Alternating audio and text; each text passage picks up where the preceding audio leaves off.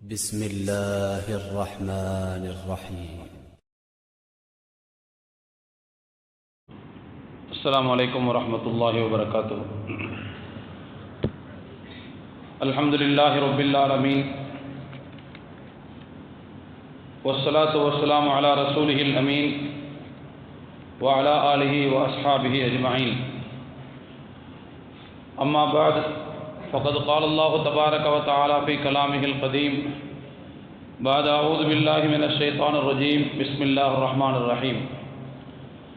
يا أيها الذين آمنوا كتب عليكم الصيام كما كتب على الذين من قبلكم لعلكم تتقون أياما معدودات.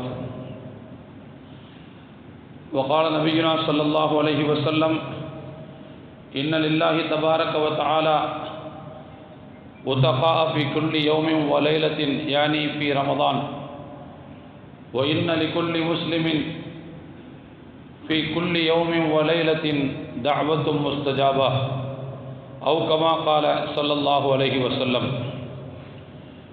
எல்லா புகழும் ஏக இறைவனாகிய அல்லாஹ் ஒருவனுக்கே உரித்தாகட்டும். சலாத்தும் சலாமும் ஈருலகத் தூதர் உலகை திருத்திய உத்தமர் நமது உயிரினும் மேலான நபிகள் நாயகம் ஸல்லல்லாஹு அலைஹி வஸல்லம் அவர்கள் மீதும் அவர்களை பின்பற்றி வாழ்ந்த உத்தமர்களான சத்திய சஹாபாக்கள், தாபியீன்கள், தபவு தாபியீன்கள், நல்லோர்கள், மேன்மக்கள் அனைவர் மீதும் என்றென்றும் நிலவட்டுமாக. எல்லாம் வல்ல அல்லாஹ்வின் மகத்தான அருளும் அவனுடைய வற்றா பெருங்கருணையும் நம் அனைவர் மீதும் நம்மை சார்ந்த அனைவர் மீதும் என்றென்றும் பொழியட்டுமாக. கண்ணியத்திற்குரிய அல்லாஹ்வின் நல்லடியார்களே, நோன்பு கடமையை பற்றி அல்லாஹ் திருக்குர்ஆனில் குறிப்பிடும்போது ஒரு சொற்றொடரை சேர்த்து குறிப்பிடுகிறான்.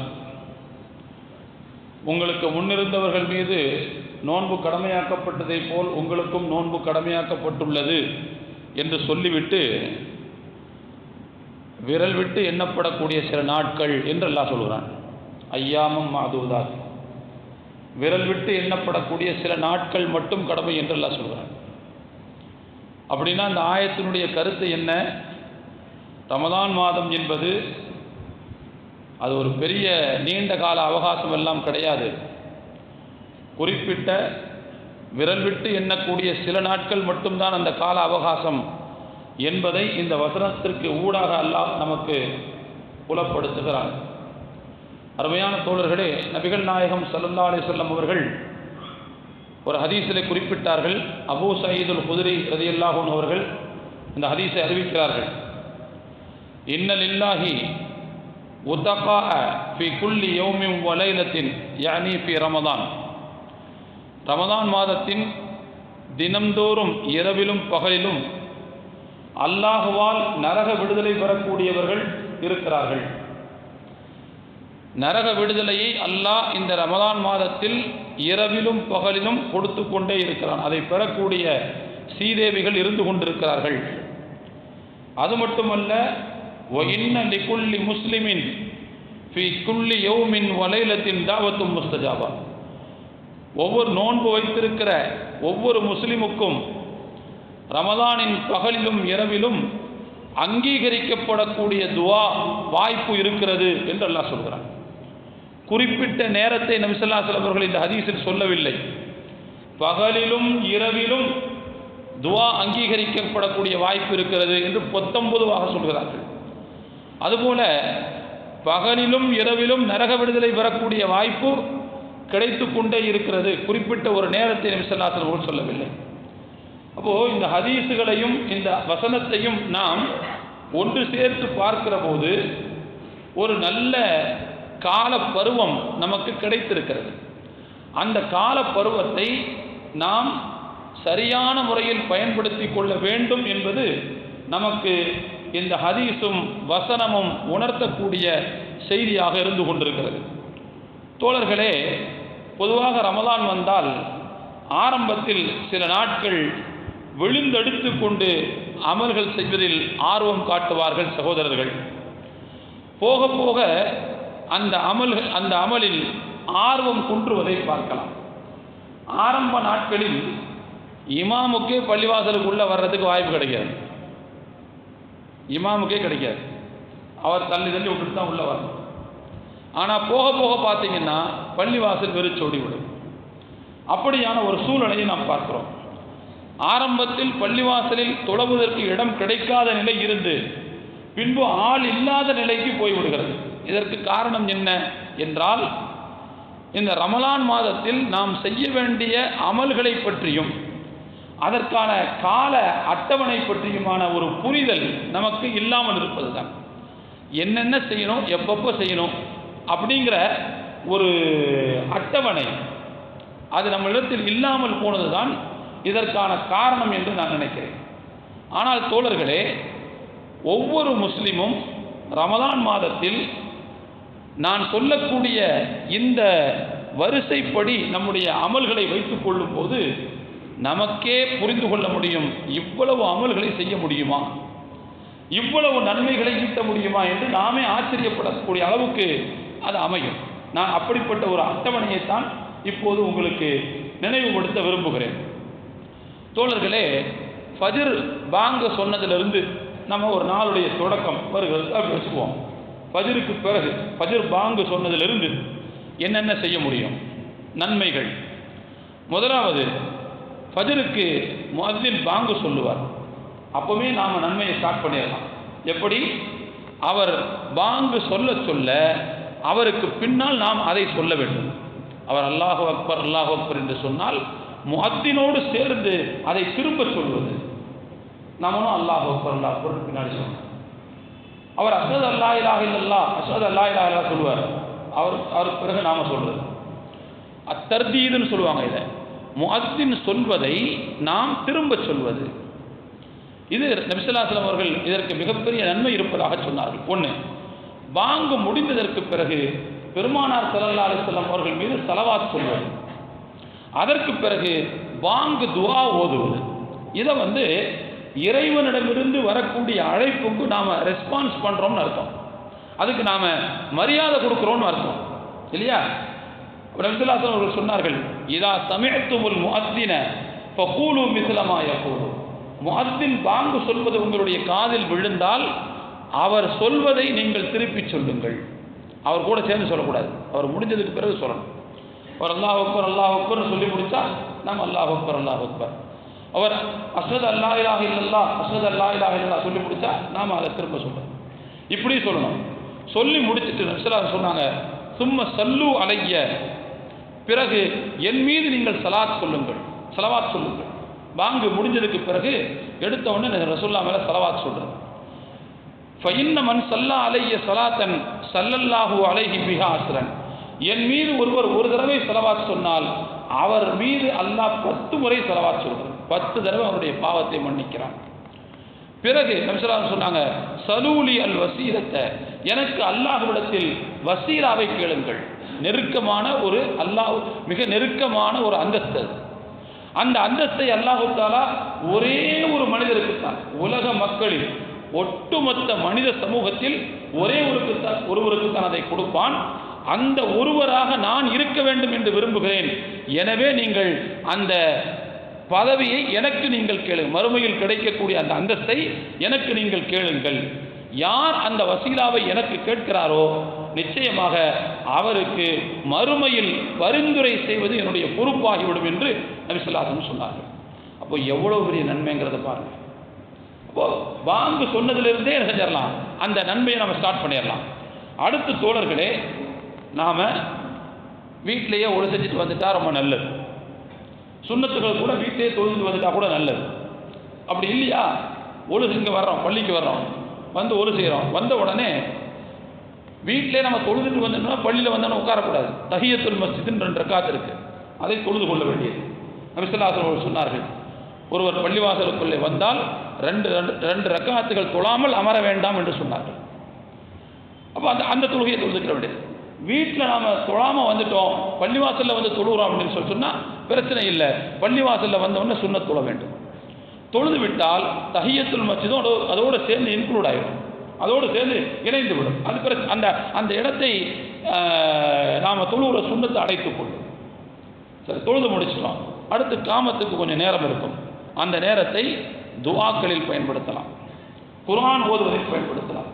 என்னை கேட்டால் அன்றைய தினம் இரவு தொழுகையில் தராவீஹில் இமாம் எதை ஓதுவாரோ அந்த பகுதியை நாம் அன்றைக்கு ஓதி வைத்துக் கொண்டால் ஓரளவு தராவீஹில் நிற்கும் போது நமக்கு ஒரு சின்ன ஒட்டுதல் அந்த தொழுகையோடு கிடைக்கும், ஒரு சின்ன கனெக்ஷன் கிடைக்கும். அன்னைக்கு நம்ம ஓதனம்ல இந்த வார்த்தையெல்லாம் வருது, நம்ம அர்த்தம் புரியாவிட்டாலும் பொருள் புரியாவிட்டாலும் குறைந்தபட்சம் இன்றைக்கு நாம் ஓதிய பகுதி இன்னென்ன வார்த்தைகள்லாம் வருது, நம்ம ஓதணும், காதில் விழுது அப்படிங்கிற ஒரு ஒட்டுதலாவது அங்கே கிடைக்கும். அப்போ அந்த இக்காமத்திற்கும் தொழுகைக்கும் இடையில், அந்த பாங்குக்கும் இடையில் உள்ள அந்த நேரத்தை குர்ஆன் ஓதுவதற்கு பயன்படுத்திக் கொள்ளலாம். இப்படி ஒரு 5 வக்து இருக்குதுன்னு வச்சுக்கங்க, 5 வக்துலையும் ஒரு 10 நிமிஷம் அல்லது ஒரு 7 நிமிஷம் குர்ஆனை நம்ம எடுத்து ஓதனோம்னா கிட்டத்தட்ட ஒரு நாளைக்கு 35 நிமிஷம் கணக்கு வருது. ஒரு கிட்டத்தட்ட ஒரு ஜுசு அன்றைக்கு ஓதக்கூடிய பகுதியை கண்டிப்பாக நாம் ஓதி முடித்து விடலாம். அப்படி ஒரு பழக்கத்தை நாம் வைத்துக் கொள்ள வேண்டியது. அதே போல சுன்னத் தொழுகைகளில் நாம் கவனம் செலுத்த வேண்டும். கடமையான முன்பின் சுன்னத்துகள் பெருமானார் ஸல்லல்லாஹு அலைஹி வஸல்லம் சொன்னார்கள், மிக முக்கியமான 12 ரக்காத்துகள் இருக்கின்றன முன்பின் சுன்னத்துகளாக. யார் அந்த 12 ரக்காத்துகளை பேணி தொழுது வருகிறாரோ அவருக்கு அல்லாஹு தஆலா சொர்க்கத்தில் ஒரு மாளிகையை எழுப்புகிறான் என்று பெருமானார் ஸல்லல்லாஹு அலைஹி வஸல்லம் அவர்கள் சொன்னார்கள். இது சுன்னத்தை முஅக்கதா என்று சொல்வார்கள், கொஞ்சம் வலியுறுத்தப்பட்ட சுன்னத். அந்த மாதிரியான தொழுகைகள் அது அல்லாத வேறு சில சுன்னத்துகளும் இருக்கின்றன. அந்த முன்பின் சுன்னத்துகளையும் சேர்த்து நாம் தொழுது கொள்ள வேண்டியது. அதற்கு பிறகு ஜமாஅத்தோடு ஃபஜ்ர் தொழுகையை தொழ வேண்டியது. ஃபஜ்ர் தொழுகையை யார் ஜமாஅத்தோடு நிறைவேற்றுகிறாரோ அவர் அல்லாஹ்வினுடைய பாதுகாப்புக்குள்ளே போய்விடுகிறார். ரசூலுல்லாஹ் சொன்னாங்க. எதுக்கு நான் அந்த செய்தியை இங்கே அழுத்தி சொல்கிறேன்னு சொன்னால், சஹர் சாப்பிட்டுட்டு சில பேர் உடனடியாக தொழுது விட்டு தூங்கி விடுகிறார்கள். ஒரு மிகப்பெரிய வாய்ப்பை அவர்கள் இழக்கிறார்கள். மிகப்பெரிய வாய்ப்பு, ஜமாஅத்தோடு தொழக்கூடிய ஒரு பெரிய வாய்ப்பை இழக்கிறார்கள். சாதாரண தொழுகையை விட ஜமாஅத்தோடு நிறைவேற்றப்படக்கூடிய ஒரு தொழுகைக்கு 27 மடங்கு நன்மை என்று பெருமானார் ஸல்லல்லாஹு அலைஹி இருக்கிறார்கள். இன்னும் சில பேர் இருக்கிறாங்க, அவங்க மிட் நைட்லேயே சஹரை வச்சுட்டு படுத்து தூங்கிடுறாங்க. அவங்களுக்கு ஃபஜ்ர் கூட சில நேரத்தில் தப்பி போய்விடுகிறது. சில பேருக்கு ஜமாஅத்து தவறி விடுகிறது, சில பேருக்கு ஃபஜ்ர் கூட கலாவாகி விடக்கூடிய சூழ்நிலைகள் நாம் பார்க்குறோம். அப்படிலாம் இல்லாமல் கடைசி நேரத்தில் சஹர் செஞ்சுட்டு அதற்கு ஏற்றார் போல ஃபஜ்ர் தொழுகை பள்ளிக்கு வந்து ஜமாஅத்தோடு தொழுது அந்த நன்மைகளை அடைந்து கொள்வதற்கான அந்த வாய்ப்பை நாம் பெற வேண்டும். சரி, ஃபஜ்ர் தொழுது முடிச்சிட்டோம். அடுத்து நான் அன்னைக்கே சொன்ன மாதிரி தொழுது முடித்த உடனே எழுச்சி ஓடக்கூடாது. ஏன்னா அடியை வெடி வச்ச மாதிரி எழுச்சி ஓடக்கூடாது. என்ன செய்யணும்னு சொன்னால், கொஞ்சம் பள்ளி வாசலில் உட்காரணும், கொஞ்ச நேரம் உட்காரணும். சில திக்ர்கள், முன்பின் திக்ர்களை ரசூலுல்லாஹ் சொல்லி தந்திருக்காங்கல்ல, தொழுகைக்கு பிறகு ஓத வேண்டிய திக்ர்கள், அதுக்கு கொஞ்சம் என்ன செய்யும், டைம் கொடுக்கணும். எவ்வளோ டைம் கொடுத்துட போகிறோம்? அதிகபட்சமாக போச்சுன்னு சொன்னால் ஒரு 3 நிமிஷம் அல்லது 5 நிமிஷம் ஆக போகுது. அந்த திக்ர்கள் ஓதுற அளவுக்கு என்ன செய்யணும், தொழுகையினுடைய திக்ர்களை ஓதி முடிக்க வேண்டியது. அதற்கு பிறகு பள்ளிவாசலில் அந்த தொழுத இடத்திலேயே அமர்ந்திருப்பது. பள்ளிவாசலில் தொழுத இடத்திலேயே சூரியன் உதயமாகின்ற வரை அமர்ந்திருப்பதற்கு பெருமானார் ஸல்லல்லாஹு அலைஹி வஸல்லம் அவர்கள் மிகப்பெரிய நன்மையை சொன்னார்கள். எந்த அளவுக்கு சொல்லியிருக்காங்கன்னு சொன்னால், யார் ஃபஜ்ர் தொழுது விட்டு அதே இடத்துல அல்லாஹ்வை நினைவு கூர்ந்து கொண்டு சூரியன் உதிக்கின்ற வரை அமர்ந்து விட்டு அதற்கு பிறகு 2 ரக்காத்துகளை நிறைவேற்றினால் கானத்லஹு கஅஜ்ரி ஹஜ்ஜத்தின் வ உம்ரத்தின் தாம்மத்தன் தாம்மத்தன் தாம்மத்தன் சொன்னாங்க. யார் ஃபஜ்ரை ஜமாஅத்தோடு தொழுது விட்டு தொழுது அதே இடத்தில் அமர்ந்து சூரியன் உதிக்கின்றவரை அல்லாஹ்வை நினைவு கூர்ந்து விட்டு அதற்கு பிறகு 2 ரக்காத்தை நிறைவேற்றினால் அவருக்கு ஒரு ஹஜ் ஒரு உம்ரா முழுமையாக நிறைவேற்றிய நன்மை கிடைக்கும் என்று பெருமானார் ஸல்லல்லாஹு அலைஹி வஸல்லம் சொன்னார். தோழர்களே, நாம் டெய்லி செய்கிறதுக்கு முடியாட்டாலும் வாரத்தில் ஒரு 2 நாளாச்சும் என்ன செய்யலாம், ரமதானில் இதை செய்வதற்கு முயற்சி பண்ணலாம். ஒரு சனி ஞாயிறில் முயற்சி பண்ணலாம். டெய்லி படுக்க வேண்டிய சூழ்நிலை வரலாம் இல்லையா, உங்களுடைய உடல்நிலையை பொறுத்து, நம்முடைய உடல்நிலையை பொறுத்து டெய்லி செய்ய முடியாட்டாலும் இந்த பெரிய நன்மையை அடைந்து கொள்வதற்கு வாரத்தில் 1 நாள் அல்லது 2 நாளாவது நாம் என்ன முயற்சி எடுத்துக்கொள்ள வேண்டும். ஃபஜ்ர் தொழுத இடத்துல அப்படியே அமர்ந்து திக்ரில் உட்கார்ந்துட்டு அல்லது குர்ஆன் ஓதுறதில் அமர்ந்துட்டு சூரியன் உதிக்கிற வரைக்கும் நேரத்தை அதில் செலவிட்டு விட்டு அதற்கு பிறகு 2 ரக்காத்தை தொழுதுட்டு எழுந்து போகிறது மிகப்பெரிய நன்மையை பெருமானார் ஸல்லல்லாஹு அலைஹி வஸல்லம் சொன்னார்கள். அந்த இடைப்பட்ட நேரங்களில் காலையில் ஓத வேண்டிய திக்ர்கள்னு சில ரசூலுல்லாஹ் சொல்லி தந்திருக்கிறாங்க. அதை கூட நாம் பயன்படுத்திக் கொள்ளலாம். சரி, அப்படி முடிச்சுட்டு பள்ளிவாசலை விட்டு வெளியே போகிறோம். அதற்கு பிறகு கண்டிப்பாக தூங்க வேண்டியது வரும். அப்படி உறங்கும் போது என்ன செய்யணும்னு சொன்னால் நன்மையை எதிர்பார்த்து உறங்க வேண்டும். ரசூலுல்லாஹ் நோன்பு வைக்கும்போது என்ன சொல்கிறாங்க? ஈமானோடும் நம்பிக்கையோடும் நன்மையை எதிர்பார்த்தும் யார் நோன்பு வைக்கிறாரோ அப்படிங்கிறாங்க. இஸ்லாத்தில் ஒரு மிகப்பெரிய ஸ்பெஷாலிட்டி என்ன தெரியுமா?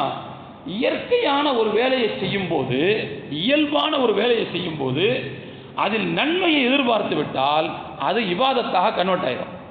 இஸ்லாத்தினுடைய தனிச்சிறப்பு இது. சாப்பிட்றதுங்கிறது மனித இயல்பு, சாப்பிடாமல் இருக்க முடியாது. ஆனால் அந்த செயலை ஒருவர் செய்யும் போது நன்மையை எதிர்பார்த்து விட்டால், யா அல்லாஹ் நான் சாப்பிட போகிறேன், இதன் மூலமாக கிடைக்கிற இந்த சக்தியை நான் நல்ல வழிக்கு பயன்படுத்த வேண்டும், உன்னை வணங்குவதற்கு, மக்களுக்கு சேவை செய்வதற்கு, இப்படி ஒரு நல்ல எண்ணத்தை நாம் அந்த செயலோடு சேர்த்து பொருத்தி விட்டோம் என்று சொன்னால் சாப்பிட்ற சாப்பாடு அது பழக்கத்திலிருந்து வணக்கமாக மாறிவிடும். அது பழக்கம் அல்ல, வணக்கமாக மாறிடும். அது ஆதத்து கிடையாது, இபாதத்தாக மாறிடும். இப்படிப்பட்ட ஒரு ஸ்பெஷல் தன்மை இஸ்லாத்தில் உண்டு. அப்போ எனவே தான் தூங்கும்போது உடலுக்கான சோர்வை நீக்குவதற்காக, சுறுசுறுப்பை மீட்டுவதற்காகத்தான் செய்கிறோம். ஆனாலும் கூட இறைவா அடுத்தடுத்து நான் அமல் செய்ய வேண்டியிருக்கு, கொஞ்சம் என்னுடைய ரெஃப்ரெஷ் ஆகணும், அதுக்காக நான் தூங்க போகிறேன் அப்படிங்கிற நிய்யத்தோடு போய் படுத்துட்டோம்னா நாம் எவ்வளவு நேரம் தூங்கினோமோ அது கூட ஒரு மிகப்பெரிய இபாதத்தாக மாறிவிடுகிறது. ஒரு விஷயத்தை சேர்த்து நான் அந்த இடத்துல சொல்லணும் தோழர்களே, ரமதான் என்பது உறங்குவதற்கான காலம் அல்ல. சில பேர் இருக்கிறாங்க கங்கணம் கண்டிக்கிட்டு தூங்குவாங்க. ரமலான் வந்துட்டாலே தூங்குறது தான் இபாதத்துன்னு அவங்க நினச்சிருக்காங்க. யாரோ ஒருத்தவங்க சொல்லியிருக்காங்க போல அவங்கள்ட்ட, நோம்பாளை தூங்குனா இபாதத்து அப்படின்னு. அப்படிலாம் கிடையாது. சுறுசுறுப்பை மீட்டிக் கொள்வதற்கு இபாதத்து நோக்கத்தில் ஒருத்தர் தூங்கினா தான் அது இபாதத்து. அதுக்காக திரும்ப திரும்ப தூங்கவே கூடாது.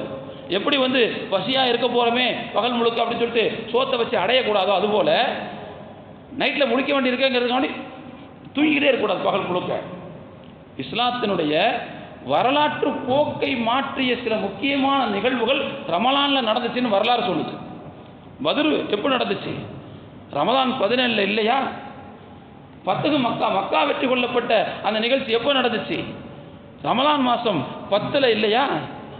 அதே போல தோழர்களே, கிஸ்ராவினுடைய பாரசீக பேரரசை முறியடித்த காதிசியா போர் எப்போ நடந்துச்சு?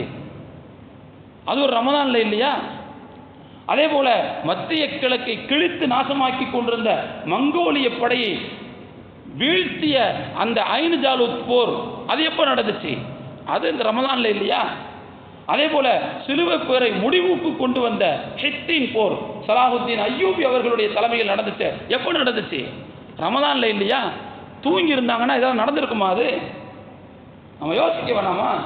ரமலான்ங்கிறது தூங்குறதுக்கான காலமா? அது தூக்கம் என்பது இழந்த அந்த சக்தியை மீட்டுருவாக்கம் செய்து கொள்வதற்கான ஒரு வாய்ப்பை தவிர அதுவே தொடர்ந்து இருக்கக்கூடாது. அதை நாம் மிக தெளிவாக புரிந்து கொள்ள வேண்டும். அதற்கு பிறகு நம்முடைய பணிகளுக்கு செல்வோம், கடைகளுக்கு செல்வோம், மாணவர்களாக இருந்தால் படிக்க செல்வோம். அந்த வேலைகளை நாம் செய்து கொள்ள வேண்டியது. இடையிடையே டைம் கிடைச்சுன்னு சொன்னால் அந்த மாதிரி நேரங்களில் கையில் ஒரு சின்ன குரான் வச்சுருந்தா அந்தந்த நேரங்களில் குரான் எடுத்து ஓதிக்கொள்வதற்கு ஒரு வாய்ப்பாக அமையும். நாம் நினைத்தால் முடியாதது அல்ல. எத்தனையோ பொருள்களை கொண்டு போகிறோம் இல்லையா? போகிற இடத்துல டைம் பாஸ் ஆகணுங்கிறதுக்காண்டி மறக்காமல் எல்லாரும் காதில் வைக்கிற பட்ஸ் எடுத்துகிட்டு போகிறோம்ல, டைம் போகணுன்ட்டு. அதை எடுத்துகிட்டு போகிறதுக்கு ஏன் வரும்போது ஏன் ஒரு குரான் ரமலான் ஃபுல்லாக எடுத்து வச்சுருந்தா என்ன குறைஞ்சி போச்சு? நான் கேட்குறேன். ரமலானில் மட்டுமல்ல, எல்லா காலத்தையும் வச்சுருந்தா என்ன குறைஞ்சி போச்சு? குறைஞ்சபட்சம் அந்த குரான் இருக்குதுங்கிற அந்த ஒரு நினப்பாவது நம்மை தவறின் பக்கம் போக விடாமல் தடுக்குமா இல்லையா? நல்ல சிந்தனைகளை தருமா இல்லையா? எனவே தோழர்களே, நாம் இதையெல்லாம் நினைத்து நினைத்து இந்த வேலைகளை செய்து கொள்வதற்கு முயற்சிக்க வேண்டும். அடுத்த லுஹர் தொழுகை எப்போதும் போல அந்த பாங்கு பதில் சொல்கிறது, துவா செய்கிறது, பள்ளிவாசலுக்கு முன்னாடி வர்றது, சுன்னத் தொழுகிறது எல்லாத்தையும் நீங்கள் சேர்த்து வச்சுக்கங்க. அதே மாதிரி பர்லு ஜமாத்தோடு தொழுகிறது, பர்லுக்கு பிறகு ஓதக்கூடிய அந்த திக்ர்கள், அதற்கு பிறகு துவா எல்லாத்தையும் எடுத்துக்கிட்டு லுஹருக்கு பிறகு தூங்க வேண்டிய சூழ்நிலை வரும் இல்லையா? சில நேரங்கள் தூங்க வேண்டிய சூழ்நிலை வரலாம். சில பேருக்கு தூங்க வேண்டிய தேவை இருக்காது, அவர்களுக்கு வேறு வேலைகளும் இருக்காது, அல்லது வேலை இருந்தால் கூட வேலை கொஞ்சம் கம்மியாக கூட இருக்கலாம். அந்த மாதிரியான நேரங்களில் என்ன செய்யணும்னு சொன்னால் ஏதாவது ஒரு குரானை எடுத்து ஓதுவதோ அல்லது ஒரு நல்ல நாலேஜ் தரக்கூடிய புத்தகங்களை எடுத்து வாசிப்பது, இதை நாம் பழக்கப்படுத்திக் கொள்ள வேண்டும். தோழர்களே, கிட்டத்தட்ட ஒரு மாதம் ஒரு 20 நாள் 25 நாள் தொடர்ந்து நீங்கள் ஒரு நாளைக்கு 2 பக்கம் வாசிங்கன்னா கிட்டத்தட்ட ஒரு 40 பக்கம் வாசி முடிச்சிடலாம். அப்போ எவ்வளோ பெரிய நாலேஜ் நமக்கு அது தரும். அப்போ இந்த மாதம் என்பது தொடர்ச்சியாக பயனுள்ள வழியில் கழிய வேண்டும் என்று சொன்னால் இப்படி நாம் திட்டமிட்டு நம்முடைய நேரத்தை வகுத்து கொண்டால் தான் நிச்சயமாக முடியும். அதே போல் அசுர் தொழுகை வளமை போல் எல்லா வேலைகளையும் அதை வச்சுக்கோங்க. அசுர் தொழுகிறோம், தொழுது முடித்ததுக்கு பிறகு பள்ளிவாசலில் அமர்ந்திருக்க வேண்டும். பள்ளிவாசல் அமர்ந்திருக்க வேண்டும். என்ன காரணம் அப்படின்னு சொல்லி சொன்னால், சில இடங்களில் வந்து பார்த்தீங்கன்னு சொல்லி சொன்னால் அசருக்கு பிறகு ஏதாவது வகுப்புகள் வைப்பார்கள் அல்லது ஹதீஸ் வாசிப்பாங்க, அதில் கலந்து கொள்ள வேண்டும். சில இடங்களில் கொஞ்சம் நீண்ட நேரம் வகுப்புகள் நடக்கும். அப்படி ஏதாவது ஒரு நடந்துச்சுன்னு சொன்னால் அதில் போய் கலந்து கொள்வது, அதில் நாம் ஒரு முக்கியமான ஒரு முக்கியத்துவம் கொடுத்து செய்ய வேண்டிய ஒரு வேலை. பள்ளிவாசலில் நாம் எவ்வளோ நேரம் தொழுகைக்கு பிறகு இருக்கிறோமோ கிட்டத்தட்ட அடுத்த தொழுகையை எதிர்பார்த்து இருப்பதை போன்ற ஒரு நன்மை நமக்கு அங்கே கிடைக்கிறது. ரசூலுல்லாஹ் சொன்னாங்க, யார் வந்து ஒரு தொழுகையை முடித்துவிட்டு பள்ளிவாசலில் இருக்கிறாரோ அவர் அடுத்த தொழுகையை எதிர்பார்த்து கொண்டிருக்கும் வரை அவர் தொழுது கொண்டே இருக்கிறார் என்று நபி ஸல்லல்லாஹு அலைஹி வஸல்லம் சொன்னார். அப்போ அவ்வளோ பெரிய நன்மை கிடைக்குதுங்கிறத பார்க்குறோம். ஆனால் அதே நேரத்தில் அசருக்கு பிறகு சில பொறுப்புகள் இருக்குது. வீட்டுக்கு கஞ்சி வாங்கி கொண்டு போய் கொடுக்கணும், இஃப்தாருக்கு தேவையான பொருள்களை வாங்கி கொண்டு போய் கொடுக்க வேண்டியிருக்கும். அந்த மாதிரிலாம் இருக்குன்னு சொன்னால் அதற்கு தேவையான நேரங்களை நாம் செலவிடுவதில் எந்த விதமான பிரச்சனையும் இல்லை என்பதையும் நாம் புரிந்து கொள்ள வேண்டும். இதில் பெண்கள் விஷயத்தில் நாம் கொஞ்சம் யோசிக்கணும். அவங்க இந்த நேரத்தில் வந்து என்ன செய்வாங்கன்னு சொன்னால் இஃப்தாருடைய ப்ரிப்ரேஷனில் இருப்பாங்க. அந்த ப்ரிப்ரேஷன் நேரத்தில் அவங்க என்ன செய்யணும்னு சொன்னால், நான் ஏற்கனவே சொன்ன மாதிரி அந்த நியத் நன்மையை எதிர்பார்த்து அந்த சமையலை அவர்கள் செய்யும் போது அது ஒரு இபாதத்தாக மாறிவிடுகிறது, ஒரு மிகப்பெரிய ஒரு வணக்கமாக அது மாறிவிடுகிறது. ஒரு உயிருடைய பசியை போக்குறதுக்கு வேலை செய்கிறதுங்கிறது உண்மையிலேயே மிகப்பெரிய சேவை. அது அல்லாஹ் தஆலா அதற்கு இபாதத்தினுடைய நன்மையை கொடுத்துருவாங்க. அது மட்டுமல்லாமல் அந்த நேரத்தில் அவங்க வந்து ஏதாவது நல்ல விஷயங்களை காதில் கேட்டுக்கிட்டு கொண்டுக்கிட்டு அந்த மாதிரியான ஒரு அமைப்பில் அவர்களுடைய அந்த சமையல் வேலைகளை செய்வார்களேயானால் அதுவும் அவர்களுக்கு நன்மைக்குரியதாக மாறிப்போம். நான் கேள்விப்பட்டேன், ஃப்ரிட்ஜில் வந்து எஃப்எம் ரேடியோ பொறுத்தில் ஃப்ரிட்ஜெலாம் வந்திருக்குன்னு கேள்விப்பட்டிருக்கேன். அப்போ அந்த நேரத்துலேயும் பாட்டெலாம் கேட்கணுன்னு அவன் யோசிக்கிறான்ல, அதனால தான் அவன் வைக்கிறாங்க. அப்போ நாம் என்ன செய்யலாம், தாராளமாக அந்த நேரத்தில் சமயக்கட்டில் எதுக்கு கண்டவனும் கடந்து பாடணும், எதுக்கு அசிங்கமான விஷயங்களை காதில் விழணும், அல்லாஹ்வுடைய வார்த்தையை காதில் விழுந்தாயிடும். அப்போ அந்த மாதிரியான அமைப்புகளை அந்த இடத்துல ஏற்படுத்தி கொள்வது என்பது அது ஒரு நல்ல முன்மாதிரியாக இருக்கும் என்பதையும் சேர்த்து நாம் புரிந்து கொள்ள வேண்டும். அடுத்து மகரிப், முக்கியமான நேரம். தோழர்களே, மகரிபுக்கு கிட்டத்தட்ட ஒரு 20 நிமிஷத்துக்கு முன்னாடியே பள்ளிவாசலுக்கு வந்துடணும். 20 நிமிஷத்துக்கு முன்னாடியே வந்துடணும். அந்த நேரத்தில் வந்து திக்ர்களில் ஈடுபடலாம், இஸ்திக்ஃபாரில் ஈடுபடலாம். இஸ்திக்ஃபாரையும் தஸ்பீகையும் திக்ரையும் இணைத்த சில திக்ர்களை எல்லாம் ரசூலுல்லாஹ் சொல்லி கொடுத்துருக்குறாங்க. சுப்ஹானல்லாஹி வ பிஹம்திஹி அஸ்தக்ஃபிருல்லாஹ வ அத்தூபு இலைஹி ரசூலுல்லாஹ் சொல்லி கொடுத்துருக்குறாங்க. அல்லாஹ்வை தஸ்பீஹ் செய்கிறது, அல்லாஹ்வை போற்றி புகழ்வது, அல்லாஹ்ட்ட பாவ மன்னிப்பு கேட்கறது, தௌபா கேட்கறது, எல்லாம் ஒரே இதில் ஒரே வரியில் வந்துடுது. சுப்ஹானல்லாஹி வ பிஹம்திஹி அஸ்தக்ஃபிருல்லாஹ வ அத்தூபு இலைஹி. திரும்ப திரும்ப அந்த நேரத்தில் இந்த வார்த்தைகளை நாம் சொல்லிக்கொண்டே இருக்க வேண்டியது. அதே மாதிரி நமக்கு நல்லா தெரியும், துவா ஒப்புக்கொள்ளப்படக்கூடிய நேரம் குறிப்பிட்டு சொல்லப்பட்ட நேரம் அந்த நோன்பு திறக்கிற நேரம்னு சொல்லப்பட்டிருக்கிறது. அது மட்டும் அல்லாமல் நோன்பு திறக்கக்கூடியவர்களுக்கு உதவி செய்வது, பள்ளிவாசலில் ஏதாவது வேலைகள் இருந்தால் சேர்ந்து பார்க்கலாம் கொள்ளலாம், யாரோ 2 பேர் செய்யட்டும், நாம் இஃப்தார் பண்ணிட்டு போயிடலாம் அப்படின்னு இல்லாமல் நாமளும் சேர்ந்து செய்யும்போது ரசூலுல்லாஹ் சொன்னாங்களா இல்லையா, மன் ஃபத்தர ஸாயிமன், யார் ஒரு நோன்பாளி நோன்பு திறப்பதற்கு உதவி செய்கிறாரோ, உதவி அப்படிங்கிறது வந்து பொருளாலும் இருக்கலாம் உடலாலும் இருக்கலாம். அப்போது அவர் ஒரு நோன்பு வச்ச நன்மையை பெறுறார் என்று சொன்னார்கள். அப்போ எனவே அந்த நன்மையிலேயும் நாம் என்ன செய்யலாம், கவனத்தில் எடுத்துக்கொள்ளலாம். அதற்கு பிறகு தோழர்களே, மகரிபு தொழுகை எல்லாம் முடிச்சுட்டு நாம் என்ன செய்கிறோம், வீட்டுக்கு போகிறோன்னு வச்சுக்கோங்க. அப்போ அந்த நேரத்தில் வந்து இஃப்தாரில் இன்னும் மிச்சம்லாம் சில இதெல்லாம் இருக்கும், அது குடும்பத்தாரோடு சேர்த்து உட்காந்து சாப்பிட்றது கொள்வது எல்லாத்துலேயும் முடிச்சுட்டு கொண்டுட்டு என்ன செய்யணும்னு சொன்னால், இஷாவுக்கு சற்று முன்னதாகவே வந்துடுறது, கொஞ்சம் முன்னாடியே வந்துடுறது. கடைசி நேரம் வரைக்கும் தூக்கி வச்சுட்டு வேகமாக உழுந்து வர்றதை விட கொஞ்சம் முன்னாடி வந்துட்டா அன்னைக்கு இமாம் ஓத வேண்டிய தராவிகளை ஓத வேண்டிய அந்த விஷயங்களை மிச்சம் ஏதாவது இருந்துச்சுன்னா அப்போ ஓதி முடிச்சுட்டு நினைச்சிடலாம், வந்து கலந்துக்கலாம். அந்த மாதிரியான ஒரு வாய்ப்பு அங்கே கிடைக்கும். இஷாவுக்கு வர்றோம், வந்து பாங்கு எல்லாம் முடிஞ்சதுக்கு பிறகு இஷா ஜமாத்தோடு தொழுகிறோம். பெருமானா ஸல்லல்லாஹு அலைஹி வஸல்லம் என்ன சொன்னார்கள்? யார் இஷா ஜமாத்தை இமாமோடு தொழுதுவிட்டு பிறகு ஃபஜ்ர் ஜமாத்தையும் இமாமோடு தொழுதால் அவர் அன்று இரவு முழுக்க நின்று வணங்கிய நன்மையை பெறுகிறார்னு சொன்னாங்க ரசூலுல்லாஹ். 2 தொழுகையும் இமாம் ஜமாத்தோடு தொழுதுட்டா போதும்.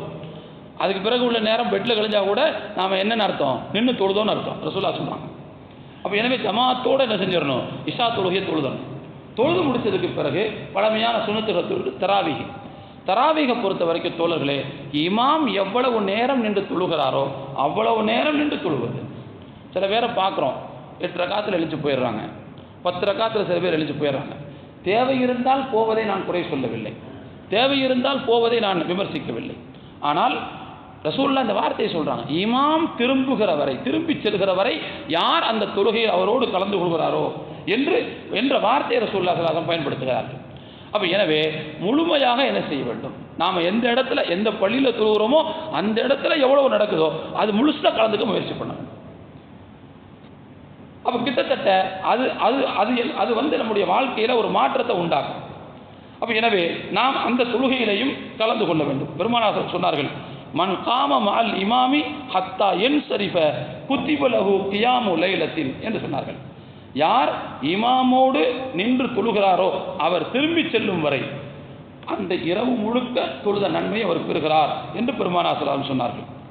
ஆக அருமையான தோழர்களே, ராத்திரி ஃபுல்லாக நின்று வணங்காமலேயே அந்த வாய்ப்பு கிடைக்கிறது அப்படிங்கிறது எவ்வளோ பெரிய விஷயம். இப்போ அதுக்கு நம்ம செய்ய வேண்டியது என்னென்னா இமாமோடு முழுசாக நின்று தொழுவது தான். இந்த இடத்துல இன்னொரு விஷயத்தை நான் சேர்த்து உங்களுக்கு நினைவுபடுத்த ஆசைப்படுறேன். சில நேரங்களில் நாம் அப்படி தொழுவும் போது நமக்கு சில சௌகரிய குறைச்சல்கள் இருக்கலாம், சில உடலில் உபாதைகள் இருக்கலாம், வலிகள் இருக்கலாம், கண்டிப்பாக இருக்கத்தான் செய்யும். அதுலேயும் கொஞ்சம் வயசானவங்களுக்கு கண்டிப்பாக இருக்கத்தான் செய்யும். ஆனால் அந்த நேரத்தில் நம்முடைய மனநிலைமையை எப்படி நம்ம அமைச்சுக்கிறோம்னு சொன்னால், தோழர்களே, இந்த வலி என்பது நிரந்தரமானதல்ல. வலி என்பது நிரந்தரமானதல்ல, சீக்கிரம் போயிடும்.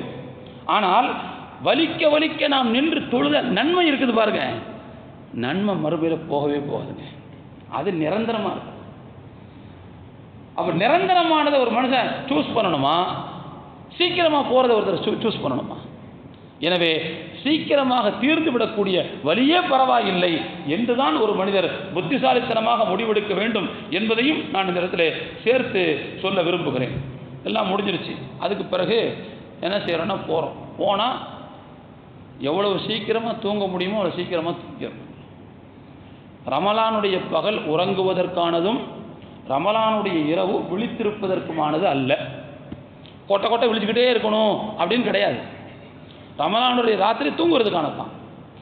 இபாதத்தை எவ்வளோ செய்ய முடியுமோ செஞ்சுட்டு மிச்ச நேரத்தை என்ன செய்யணும்? போய் தூக்கத்தில் கழிக்கணும். அதுவும் நன்மை எதிர்பார்த்து தூங்கினா அதுவும் இபாதத்தாக மாறிடுது இல்லை. இப்படியே ஊர் ஃபுல்லாக வண்டியில் சுற்றிக்கிட்டே இருக்கணும், கடையாக போய் ஒவ்வொரு இடத்துலையும் டேஸ்ட் பார்க்கணும் அப்படிலாம் கிடையாதுங்க. ஏதோ அந்த காலத்தில் தெரியாமல் செஞ்சுட்டாங்க, அதை தொடர்ந்து நம்ம செஞ்சுக்கிட்டே இருக்கணுமான்னு தேவையே இல்லை. இன்னும் சொல்ல போனால் ஒரு மனிதர் உறங்க வேண்டிய நேரத்தில் விழித்து கொண்டிருந்தால் உறங்கிட்டார்னா பாவமே நடக்காது. ஆனால் விழிச்சுக்கிட்டு இருந்தா பாவம் நடக்காதுன்னு சொல்ல முடியாது, உத்தரவாதம் கொடுக்க முடியாது. ஏன் அதை தேர்ந்தெடுக்கணும்? அப்போ எனவே தான் தோழர்களே, சீக்கிரமாக உறங்கி விடுவதில் நாம் முயற்சிக்க வேண்டும். தராவிகளாக முடிச்சுட்டு போகிறோமா, உட்காந்து சாப்பிட்றோமா, ஏதாவது பேசிக்கிட்டு இருக்கோமா, ஒரு 11 மணி 11:30 மணிக்குள்ளே படுத்து தூங்கிடணும். அது அப்போ தான் காலையில் தஹஜ்ஜுதுக்கு எழுதுறதுக்கு அது ஒரு வாய்ப்பாக அமையும் என்பதையும் இந்த நேரத்தில் நான் உங்களுக்கு நினைவுபடுத்த ஆசைப்படுகிறேன். ரமதானுடைய முக்கியமான அமல்களில் ஒன்று சஹர் என்பது. சஹர் ரசூலுல்லாஹ் பிற்படுத்தி வைக்க சொன்னதுக்கு காரணமே அந்த நேரத்தினுடைய பரக்கத்தை அடைவதற்கு, அந்த நேரத்தில் தஹஜ்ஜுதை அடைவதற்கு. அல்லாஹ் தஆலா சில நல்ல மனிதர்களுடைய அடையாளங்களை, அறிகுறிகளை குர்ஆனில் சொல்லும்போது இப்படி சொல்கிறான், தத்தசாஃபா ஜுனூபுஹும் அனில் மலாஜிதி யதுஊன ரப்பஹும் கௌஃபன் வ தமஅன் வ மிம்மா ரஸக்னாஹும் யுன்ஃபிகூன். அல்லாஹ் சொல்கிறான், அவர்களுடைய விலாப்புறங்கள் அவர்களுடைய படுக்கையிலிருந்து விலகிவிடும். கௌஃபன் வ தமஅன், அல்லாஹ்வின் மீதான அச்சத்தாலும் அல்லாஹ்விடம் உள்ள நன்மைகளின் மீதான ஆர்வத்தாலும் ஆசையாலும் அவர்களுடைய விலாப்புறங்கள் பெட்டில் இருந்து அகன்றுவிடும், விலகிவிடும் என்று சொல்கிறான். யாரை சொல்கிறான்? யார் தஹஜ்ஜுத் தொழுகிறார்களோ அவர்களை பற்றி அல்லாஹ் தஆலா குர்ஆனில் சொல்கிறான். அருமையான தோழர்களே, மிகவும் சிலாகித்து சொல்லப்பட்ட விஷயம். தினந்தோறும் இறைவன் உலகவானத்திற்கு இறங்கி வந்து அல்லாஹ் கேட்கிறான், ஹல் மின் சாயிலின் அதைத்துஹு, உங்களில் யாராவது கேட்பவர்கள் இருக்கிறீர்களா? கோரிக்கையை நான் நிறைவேற்றி கொடுக்கிறேன்.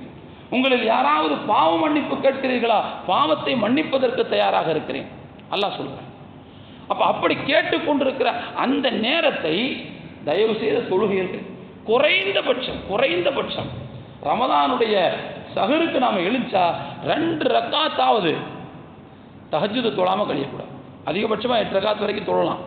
2 ரக்காத்தாவது தொழாமல் கழியக்கூடாது. தஹஜ்ஜுதுக்குன்னு ஒரு தனித்தன்மை இருக்குது. என்னன்னு சொன்னால் அதனுடைய ருக்கூவையும் சுஜூதையும் கொஞ்சம் நீளமாக செய்யணும். ரசூலுல்லாஹ் என்ன செய்வாங்க? கால் கெடுக்க நின்று வணங்குவார்கள்னு வருதா இல்லையா? ருக்கூவையும் சுஜூதையும் கொஞ்சம் நீளமாக செய்யணும். சாதாரணமாக ருக்கூலையும் சுஜூதிலையும் 3 தடவை தஸ்பீஹ் ஓதுனா அப்போ என்ன செய்யணும்? ஒரு 11 தடவை வச்சுக்கிறணும். இன்னும் சொல்ல போனால் நம்முடைய உள்ள கிடைக்கைகள் அல்லாஹ்விடத்தில் கேட்க வேண்டிய சில விஷயங்கள் இருக்கும்.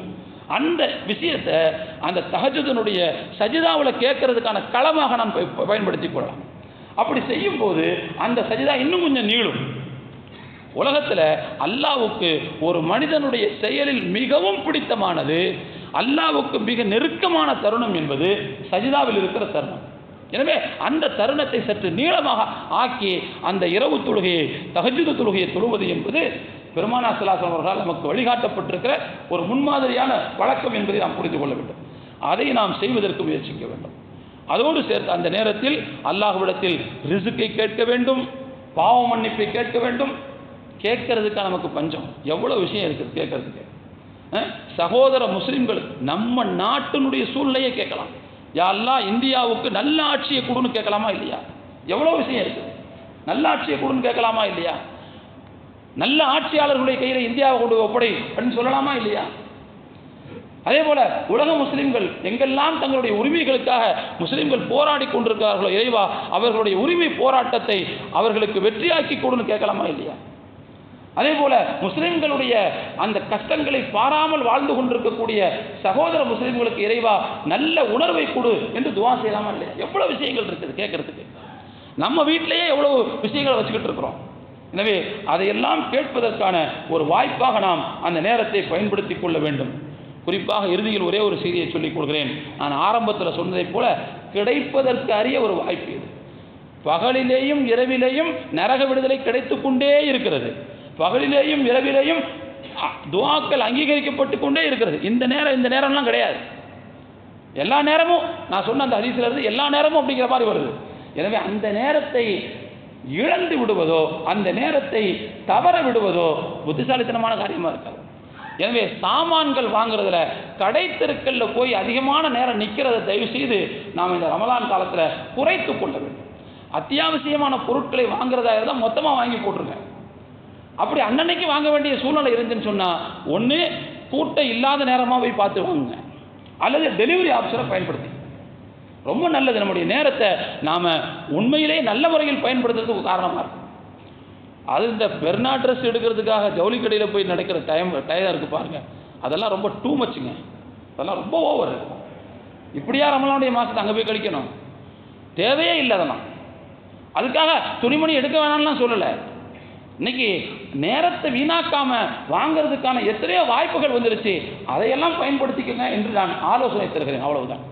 ஆகமொத்தத்தில் அருமையான தோழர்களே, அல்லாஹ் ரமலான் மாதத்தை பற்றி சொல்லும்போது விரல் விட்டு எண்ணக்கூடிய சில நாட்கள்னு சொல்லியிருக்கிறான். அதுவும் சில நாட்கள் தான். அது அந்த நாளுடைய ஒவ்வொரு நேரமும் பொன்னை விட மதிக்கத்தக்கது. தங்கம் காணா போச்சுன்னா கூட வேற காசு கொடுத்து வாங்கிக்கிறலாம். ஆனால் இந்த டைம் கிடைச்சுன்னா கிடைக்கும்னு சொல்ல முடியாது. ரமலானுக்கு ஒரு நாளைக்கு முன்னாடி இறந்து போனவங்களாம் இருக்கத்தானே செய்கிறாங்க. அப்போ நம்மளும் அல்லாஹ் ஹயாத்தில் வைக்க தானே செஞ்சுருக்கிறான். அப்போ நாம் கிடைச்ச இந்த வாய்ப்பை தவற விடலாமா? எல்லாம் வல்ல இறைவன் இந்த ரமலான் மாதத்தினுடைய ஒவ்வொரு நேரத்தையும் சரியாக கணக்கிட்டு திட்டமிட்டு நன்மைகளை ஈட்டிக் கொள்ளக்கூடிய மக்களாக நம் அனைவரையும் அல்லாஹ் அங்கீகரிப்பானாக. அதற்கான மனநிலைமையை தொடர்ந்து பட்டு போகாமல் ரமலான் முடிகின்ற வரைக்கும் அல்லாஹ் தஆலா நமக்கு தொடர்ந்து பசுமையாக தந்து கொண்டே இருப்பானாக என்று துஆ செய்தவனாக என்னுடைய உரையை நிறைவு செய்கிறேன். வா ஆகிரு தஅவானா அனில் ஹம்துலில்லாஹி ரப்பில் ஆலமீன். அஸ்ஸலாமு அலைக்கும் வரஹ்மத்துல்லாஹி வபரகாத்துஹு.